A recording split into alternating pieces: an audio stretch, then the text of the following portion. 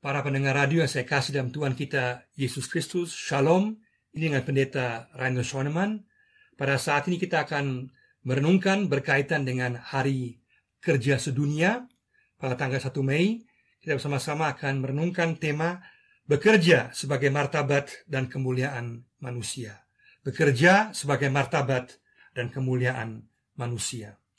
Kita akan melandasi dengan dua bagian firman Tuhan. Yang pertama yaitu dari Kejadian pasal 2 ayat 15, Kejadian 2 ayat 15, Tuhan Allah mengambil manusia itu dan menempatkannya dalam Taman Eden untuk mengusahakan dan memelihara taman itu.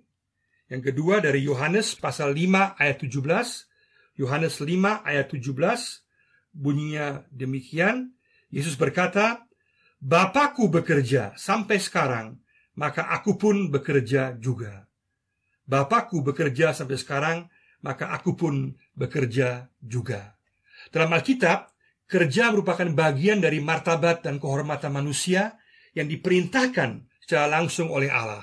Manusia ditugaskan untuk bekerja dengan mengusahakan dan memelihara bumi. Dasar teologisnya adalah bahwa Allah sendiri yang bekerja secara aktif dalam penciptaan, dan Allah sendiri juga bekerja aktif dalam pemeliharaan dunia sampai saat ini. Allah bukan hanya menciptakan, tetapi juga menjaga keteraturan alam semesta dan menjaga kelangsungan hukum alam. Allah bekerja dalam penciptaan, dalam menjaga keutuhan ciptaan, dalam pemeliharaan pemerintahan dan keselamatan. Dalam penciptaan, kata dabar Allah berfirman itu juga berarti seketika langsung Allah melakukan. Dengan demikian ada kesatuan antara kata dan tindakan yang menjadi patokan untuk manusia dalam bekerja. Merencanakan berarti melakukan secara nyata, bukan sekedar bicara saja. Jadi jangan sampai hanya NATO, no action, talk only. Jadi bekerja adalah bagian dari kemanusiaan sejati, karena manusia diciptakan dalam gambar dan rupa Allah. Itu berarti ada kreativitas kerja dan sikap bertanggung jawab. Oleh karena itu maka masalah pengangguran bukan saja masalah tidak ada yang penghasilan, tetapi tidak ada martabat, karya, kreatif, dan tujuan, sehingga kehilangan sisi kemanusiaan. Itu sebabnya juga pengangguran dapat merupakan penyebab dosa karena membuat manusia menjadi pasif dan rentan untuk pencobaan. Di mana banyak pengangguran, seringkali juga ada banyak kejahatan. Kehancuran budaya bangsa-bangsa dalam sejarah dunia seringkali juga terjadi saat menjadi manja dan hanya mencari kesenangan saja. Kerja merupakan rencana Allah yang mulia dari semula, sejak penciptaan manusia. Kerja bukanlah suatu penghukuman atau penderitaan. Tidak usah bekerja lagi atau menganggur, bukanlah juga tujuan hidup, karena mengurangi martabat manusia. Dalam Perjanjian Baru ditekankan bahwa pekerjaan kita adalah bagian dari pekerjaan Tuhan. 1 Korintus 16 ayat 10, juga Filipi 2 ayat 30. Sejak kejatuhan manusia dalam dosa di Kejadian pasal 3, maka proses dan hasil bekerja berubah. Kalau sebelumnya ditandai penuh dengan keberhasilan dan kemudahan, maka sekarang menjadi susah dan penuh perjuangan serta ditandai kefanaan. Kejadian pasal 3 ayat 17-19 dan juga pasal 5 ayat 29. Dalam fakta sejarah, hasil kerja manusia adalah bertentangan. Manusia membangun tetapi juga menghancurkan. Manusia memelihara, tetapi juga merusak alam. Manusia mengobati, tapi juga melukai dan bahkan membunuh. Meskipun demikian, manusia tidak kehilangan gambar dan rupa Allah sepenuhnya. Hal yang menentukan adalah, bagi hasil kerja, baik secara pribadi maupun masyarakat, adalah orientasi. Kemana kita berorientasi? Apakah kepada Tuhan, atau kepada roh, kepada ideologi, kepada keegoisan manusiawi. Orientasi yang salah dalam masyarakat itu yang membawa kehancuran dalam semua sisi kehidupan. Dalam situasi seperti ini, maka cara kerja Kristiani dan cara hidupnya akan menjadi kesaksian, sehingga menjadi garam dan terang dengan perbuatan baik di tengah-tengah masyarakat yang telah kehilangan orientasi. Dengan demikian, bekerja berdasarkan iman dan kasih merupakan ciri dasar Kristiani dalam kesadaran akan penilaian Allah. Matius pasal 5 ayat 16, juga Matius pasal 25 ayat 37 sampai 40, juga Matius 21 ayat 28 sampai 43. Iman dalam arti meyakini bahwa apa yang dikerjakan mempunyai nilai di hadapan Tuhan dan bagi orang lain. Kasih berarti sikap melihat kebutuhan orang lain dengan cara pandang Yesus dan menolong. Menghargai dan menghormati serta berusaha menghilangkan kecurigaan dengan saling mendukung. Memajukan orang lain dengan mendukung dan dengan kritik yang membangun. Yang perlu diperhatikan di sini adalah keseimbangan antara kerja dan istirahat, sesuai dengan Keluaran 34 ayat 21. Allah memberikan hari Sabat sebagai hari perhentian. Sabat adalah pemberian Allah yang baik. Dalam sejarah dunia terlihat di mana keseimbangan kerja dan istirahat ini tidak diperhatikan, maka kondisi kesehatan akan menurun, produktivitas dan semangat kerja akan menurun. Pada akhirnya, sukacita menikmati kehidupan akan hilang dan berdampak negatif pada semua aspek kehidupan. Ada paling sedikit 4 kesimpulan praktis untuk bekerja dalam kehidupan sehari-hari. Yang pertama, kerja adalah bagian utuh dari kehidupan. Kerja adalah bagian utuh dari kehidupan. Kejadian pasal 2 ayat 15, pasal 3 ayat 13, dan ayat 16 sampai 19. Setiap orang dipanggil untuk bekerja. Kerja berarti kesungguhan dan kerja keras. Dalam Amsal pasal 3 ayat 6 sampai 8 dan pasal 6 ayat 6, kita manusia dipanggil untuk belajar dari semut. Belajar dari semut mengenai kerajinan kerjasama untuk menghasilkan sesuatu yang besar dengan saling menghormati. Juga dalam 2 Tesalonika pasal 3 ayat 10 dikatakan, siapa yang tidak mau bekerja berarti tidak makan. Ayat ini tentu tidak berlaku bagi mereka yang sakit, yang cacat, dan lanjut usia. Tujuan ayat ini adalah menegur mereka yang malas, yang tidak bertanggung jawab dan manja. Juga dalam Amsal 18 ayat 9 dan 19 ayat 5 dikatakan, tidak bekerja berarti dapat membawa bencana bagi masyarakat seperti kelaparan.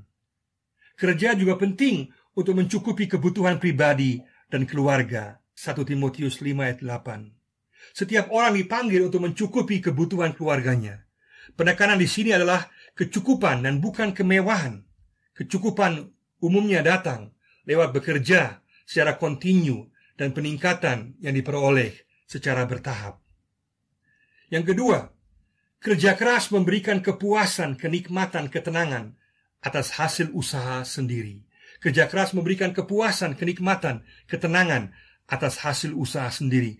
Mazmur 128 ayat 2 sampai 4. Itulah sebabnya manusia tidak boleh menjauhi pekerjaan, melainkan akan dipuaskan oleh hasil kerja tangannya sendiri atau pikirannya sendiri. Juga Pengkhotbah pasal 5 ayat 11, Amsal 14 ayat 23. Dalam hal ini kenikmatan merupakan sebuah pemberian Allah dalam hubungan dengan Allah dan kesungguhan kerja.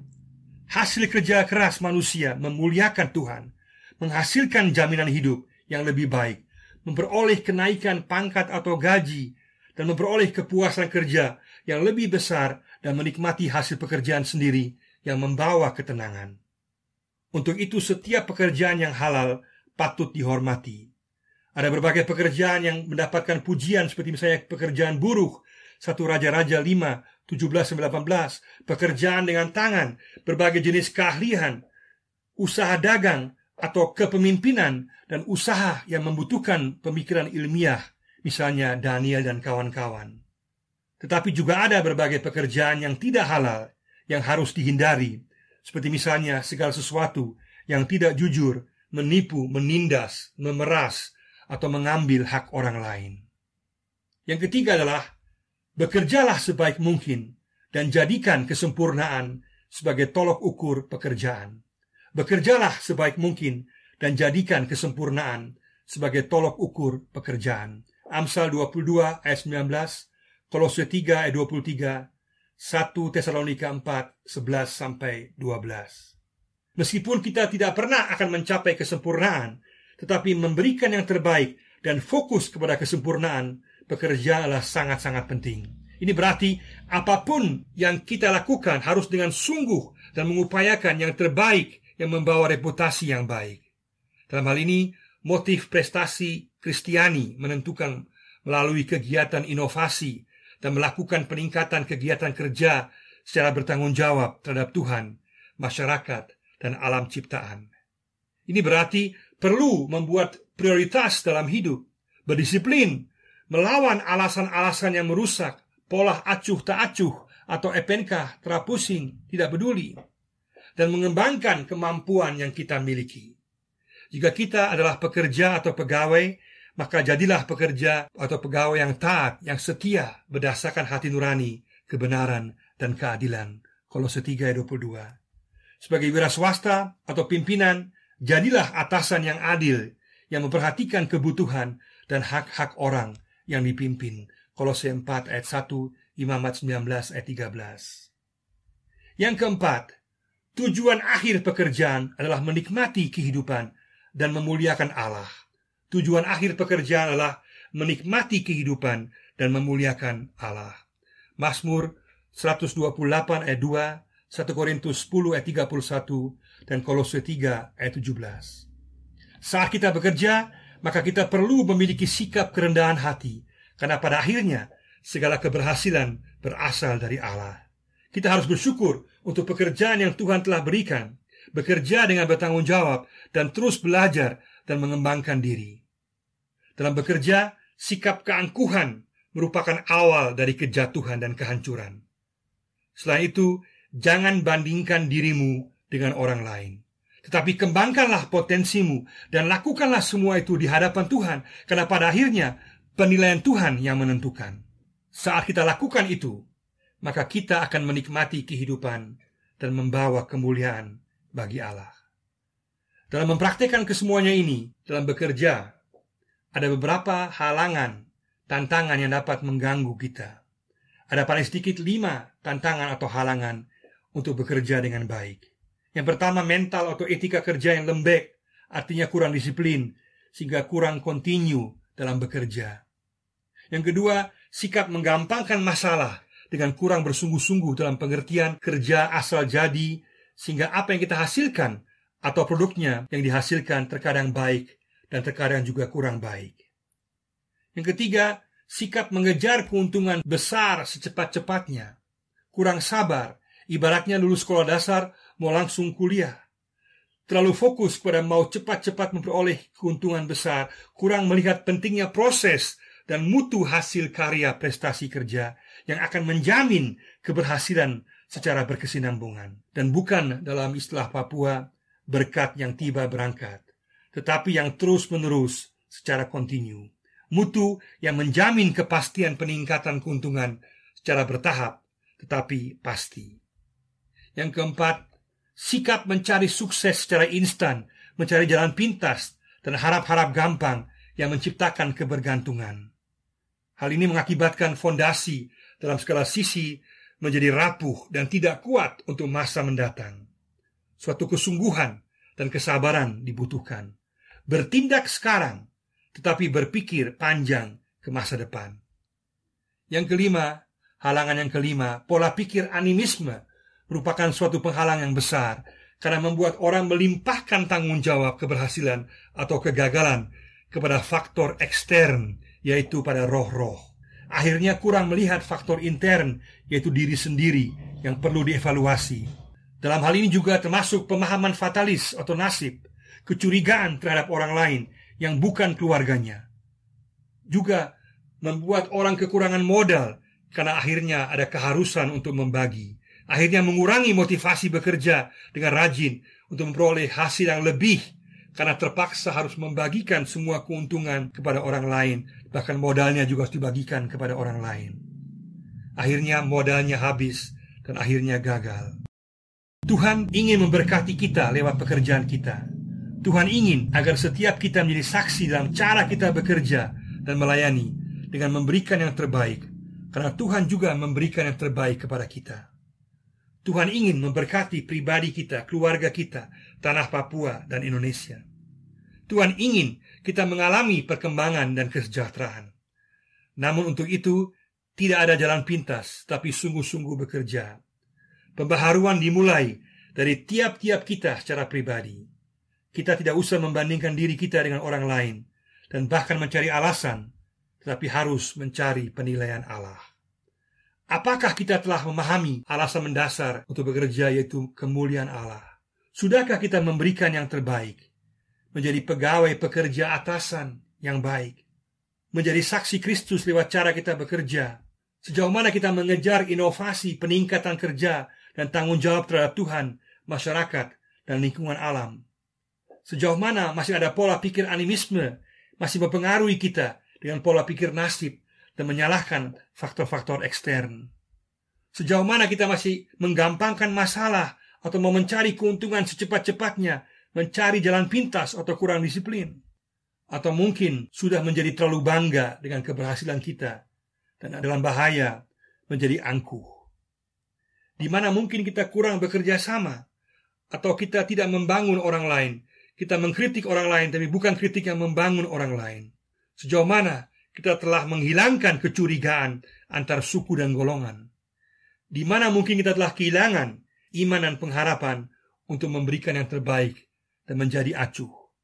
Tuhan ingin memakai setiap kita sebagai saksinya dalam dunia kerja.